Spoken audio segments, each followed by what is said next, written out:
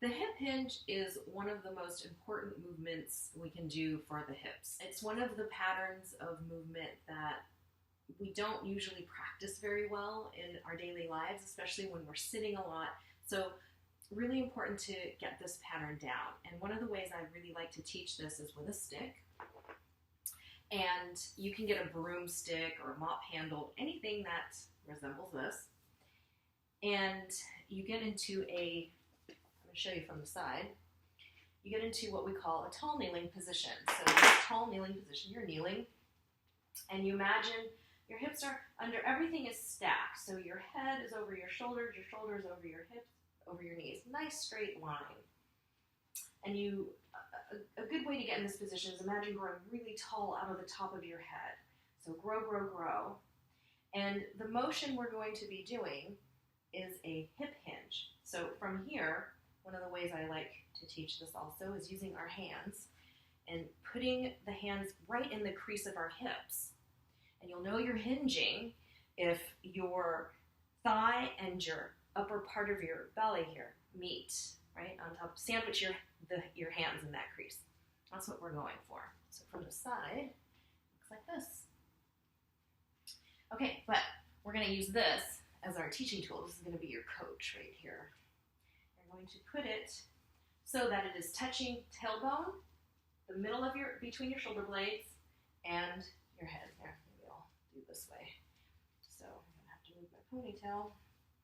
And from here, what you're going to do, staying in that tall position, you'll know that you're doing this properly because all those points of contact that I just mentioned, your head, between shoulder blades, and tailbone, will stay in contact with this stick.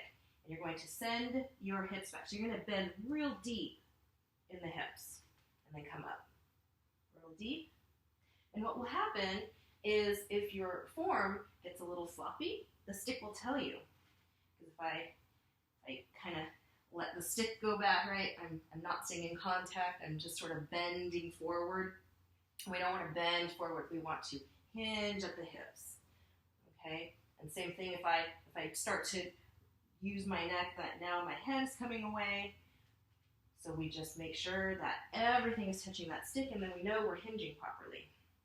And you'll feel this in your hips. This is a glutes hip exercise. So when you come up, you are exhaling. When you inhale on the way down, exhale on the way up, inhale. And that's the hip hinge. Now, when you're ready to do it without a stick, you can get a weight and you can use a book. You can just hold the book to your chest and get real, real tall, hinge back. Up. Up. Exhale. Inhale. Inhale. You can really feel these. And again, if this is not challenging, after a while, you just get heavier and heavier objects. So you can, again, use a backpack, fill it up with stuff, hug it to your chest. That's going to create weight for you as well.